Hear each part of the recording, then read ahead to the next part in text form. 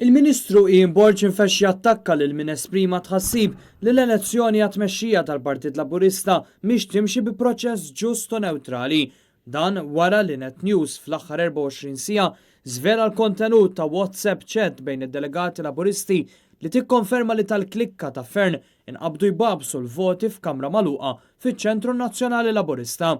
Iżda Ian Borg li pubblikament ħareġ u għal Chris Fern minflok imħasseb dwar dawn l-akkużi serji u aktar inkwetat li fiħdan il-Partit Laburista hemm min qed jillikja l-informazzjoni.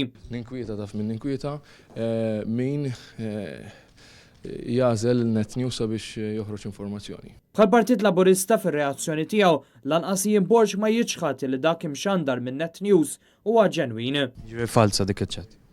Metlek xekin. Jiena Net News ma għaddilhom ebda informazzjoni kieku minni. Għal-kontrarju tiegħu il-Ministru Ġustin Karwana ftaħret blaqda fil-Partit Laburista. Aħna fukati fuq il-ħidma tagħna, ovvjament minn nhar it-tnejn inkomplu għaddejjin bil-ħidma iktar minn qatt qabel. Dan fl-istess waqt li fuq Facebook id-delegati qed iqattaw lil xulxin b'attakki u insulti diretti u bl-amministrazzjoni tal-Partit Laburista titlef kull forma ta' kontroll.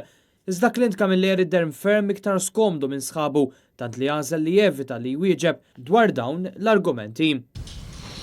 Ma rajtx Facebook dal-għodu konti hawnhekk għal-press conference ta' sħabi rigward il-proġett tal-Mejna.